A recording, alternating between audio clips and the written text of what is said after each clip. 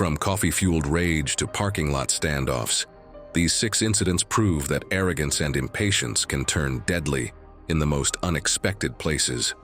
Here are the most absurd and fatal moments where everyday tantrums ended in tragedy. It was July 19, 2018, in Tampa, Florida. A humid afternoon with heat shimmering off the pavement of a strip mall parking lot. The lunchtime rush was steady at a small cafe known for its drive-through coffee line that often wrapped around the building.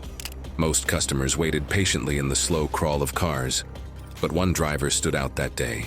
44-year-old Darlene Cooper, a part-time insurance clerk who came by a few times a week. Co-workers later said Darlene had a habit of recording minor confrontations on her phone, whether it was with store clerks, delivery drivers, or neighbors. That afternoon, she ordered a large hot coffee and a muffin from the cafe. When the drink was handed to her through the window, she lifted the cup, looked at the lid, and complained that it wasn't filled all the way.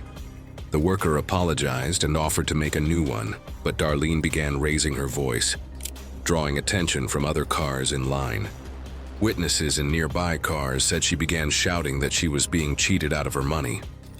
The cashier tried again to hand her a new cup, but Darlene tossed the one she'd been given through the open window. The coffee splashed across the counter and hit a young worker's arm. Security footage later showed staff stepping back in shock as Darlene drove forward a few feet, threw her SUV into park, and got out. She walked quickly toward the window, still holding her phone up in front of her. The video later recovered from that phone showed her yelling about poor service, demanding the worker's name, and pacing near the concrete post that marked the edge of the drive-through lane. The manager inside told her to leave, or he would call the police. Instead, she turned sharply and walked back toward her vehicle, muttering that she had evidence. Customers in line behind her recalled that she was still recording while pulling open the driver door. The air outside was thick, over 90 degrees, and the sound of idling engines mixed with her shouting. She set her phone on the dashboard mount, half inside the car, half standing outside. The door was still wide open. According to investigators who later reviewed the footage, what happened next lasted less than 5 seconds.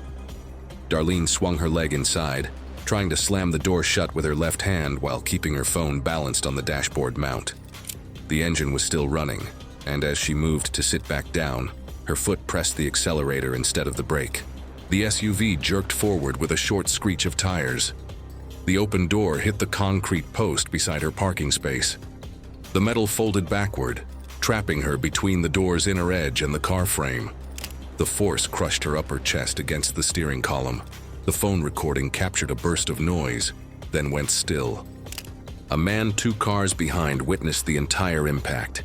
He said he first thought the vehicle had simply stalled, but when he saw Darlene's body pinned in the doorway, he jumped out of his car and ran toward her. The engine was still revving in gear, wheels spinning against the curb. He tried pulling the handle, but the twisted door was jammed against the post. Another driver shouted for someone to turn off the ignition. A woman reached through the passenger side to switch it off, but by then there was no movement from Darlene. The cafe staff locked the drive-through window and called emergency services, while the line of cars backed away to give space. Responders later said that the position of the SUV and the bent metal frame made extraction difficult. It took several minutes to pry the door loose enough to reach her paramedics, later noted severe chest trauma, consistent with high compression from the door hinge. Investigators pieced together the timeline mostly from her own phone. The video began with her ordering coffee and continued all the way through her shouting at staff, walking back to the SUV, and getting in.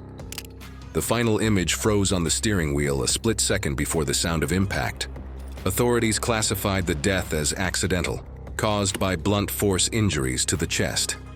They noted there was no evidence of mechanical failure, only driver error combined with distraction. Witnesses confirmed that the outburst over the half-filled cup lasted nearly 3 minutes before the fatal moment. By evening, the cafe reopened the lane. The bent post stayed for days while the video remained unreleased, though investigators confirmed it captured the full argument. The case was ruled an accidental death, a fatal mistake that turned an ordinary argument over coffee into a tragedy.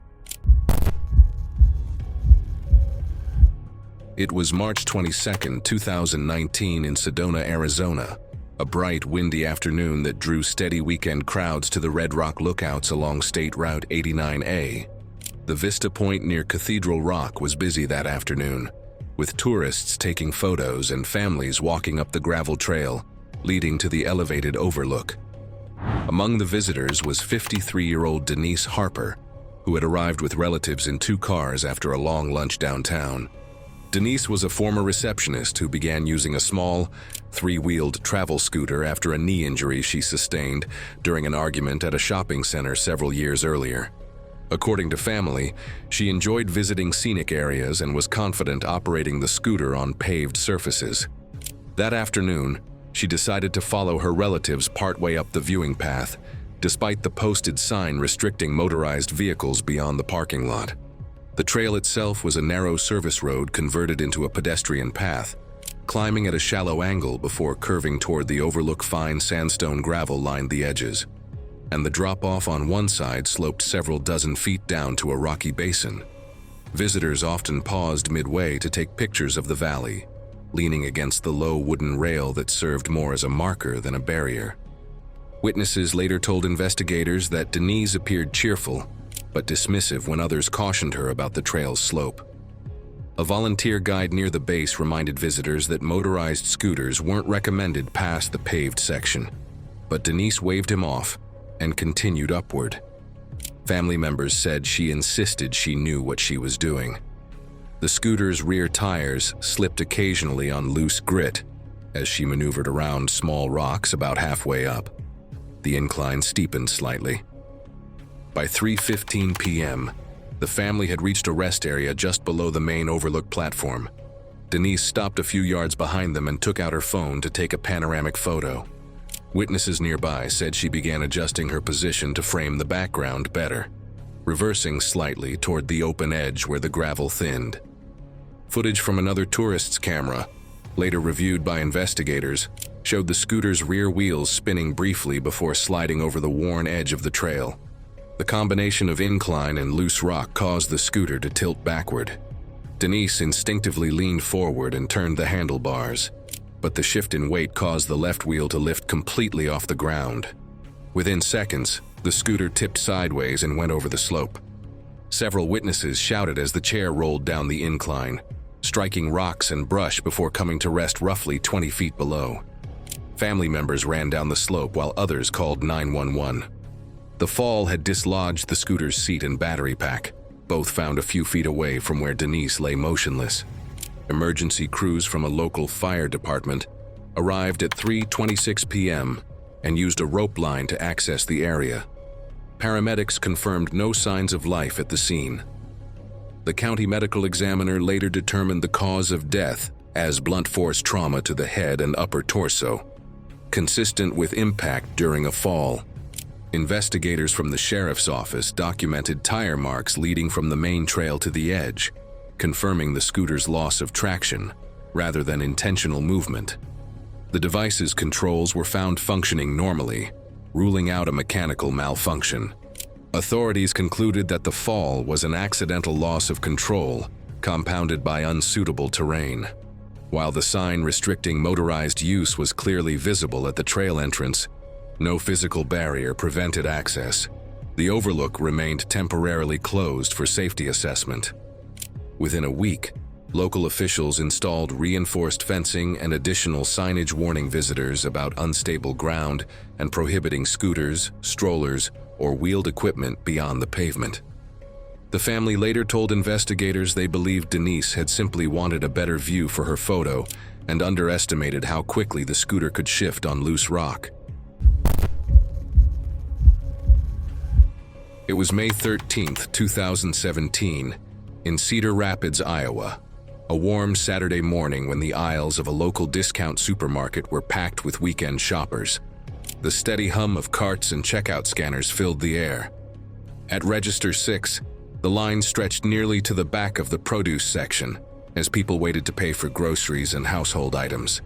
Among them was Patricia Larkin, known by many in her neighborhood as Patty. She was 52, a retired librarian who lived alone on the east side of town. Former co-workers described her as outspoken, someone who never hesitated to correct others in public if she thought they were wrong. She came to the store regularly, often mid-morning on weekends when lines were longest. At around 10:40 a.m., surveillance footage later showed Patty pushing her cart past at least 5 customers in line at the self-checkout area. She positioned her cart directly behind another shopper who was placing items on the conveyor. A man in his 30s wearing a gray sweatshirt told her the end of the line was behind him. Witnesses said she looked straight at him and raised her voice, saying she didn't have time to deal with delays. Several people in line turned their heads as her voice carried through the checkout area. The man repeated himself, gesturing toward the line that extended behind the soda display. Instead of moving, Patty gripped her cart and pushed it forward, striking the back of the man's legs. The sound of metal wheels against the tile floor made several people step back. A store employee at the service counter began walking toward the commotion, but before he reached them, multiple shoppers had already started recording with their phones. The video later confirmed that the man did not retaliate. He stepped aside, raising his hands in disbelief, while Patty began unloading her groceries onto the belt. One of the witnesses, a woman near the express lane, told investigators that Patty seemed flustered and was muttering under her breath as she reached for items from her cart. Her movements were quick and jerky. Another customer, standing 2 registers away, said she complained that the store needed better trained staff. At that point, the manager on duty, identified later in reports as David Hall, approached from the customer service counter. He stood a few feet away and asked her to step aside to resolve the issue calmly. Patty turned, one hand still gripping her cart handle. Her body was angled halfway between the belt and the aisle divider. The surveillance footage captured what happened next. As she turned to respond, the front wheel of her shopping cart caught the edge of the metal guardrail that lined the base of the conveyor. When she tried to shift her foot, her right shoe slipped between the small gap near the rail. The cart tilted slightly, and she instinctively yanked her leg back to free herself. That movement caused her to lose balance. She stumbled backward, her arms flailing briefly before her body hit the floor. Her head struck the corner of a low-standing freezer that held packaged meat products near the checkout area. The impact produced a dull, heavy sound that was clearly audible on the store's security audio. Witnesses said the entire area went silent. A woman screamed for help, and several shoppers backed away, leaving their carts behind. The man she had argued with stood motionless, still holding his phone. The manager knelt beside Patty, who remained unresponsive. Another employee called 911 from the service counter while customers began clearing the surrounding lanes. Paramedics arrived within minutes, but emergency personnel later confirmed she had sustained a fatal skull fracture and brain hemorrhage from the impact. Security footage showed that the entire confrontation, from the moment she cut the line to the moment she fell, lasted less than 2 minutes. Store policy required a full shutdown of the affected checkout area, and customers were redirected to the remaining lanes. By 11:15 a.m., yellow tape surrounded registers 6 and 7, while police reviewed footage and took statements. Her cart remained across 2 lanes, half filled with groceries. Investigators ruled the death an accidental fall caused by imbalance and blunt force trauma. The store reopened that evening, adding padding to the freezer corner involved in the incident. It was September 10, 2016, in Plano, Texas, an early evening just after a passing thunderstorm. The rain had slowed to a drizzle, leaving shallow puddles across the wide parking lot of a suburban grocery complex. The wet asphalt reflected the glow of overhead lights and the red brake beams of shoppers pulling out with weekend groceries.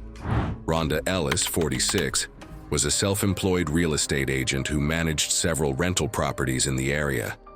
Tenants and co-workers described her as assertive, often getting into minor arguments over parking, delivery access, or who had the right to certain spaces. Her silver crossover SUV was parked several rows from the store entrance as she waited for her husband to arrive in a second vehicle. Around 6:20 p.m., a blue sedan turned into the same aisle. Security footage later showed it slowing as it approached an open parking space only a few feet from where Rhonda was standing. As the driver angled to pull in, Rhonda stepped forward and stood in the middle of the space, motioning with her hands for the car to stop. The sedan paused, blinkers still on. The driver rolled down the window and said something, but the camera's audio didn't pick it up. Witnesses nearby later told police they heard Rhonda insisting that the space was meant for her husband, who was on his way.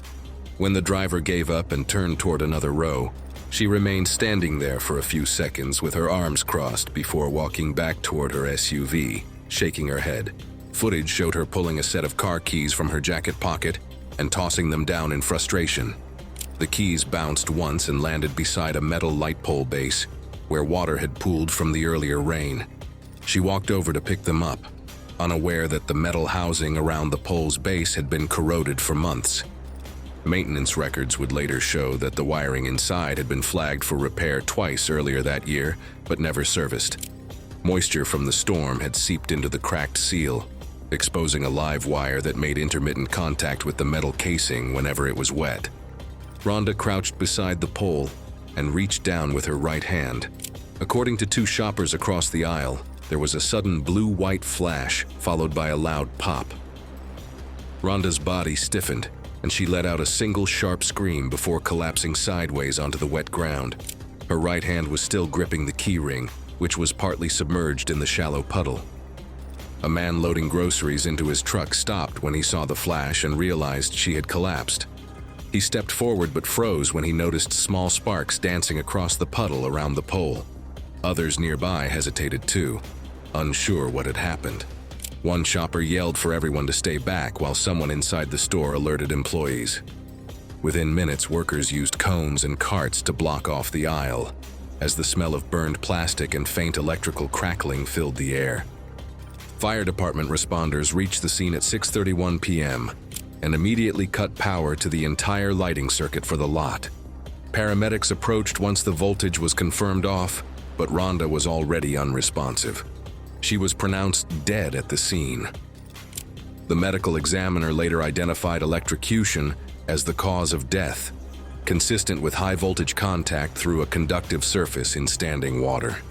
Investigators found that corrosion in an underground junction had caused a short during the storm. Tests showed the current reached over 200 volts, strong enough to stop a heartbeat instantly.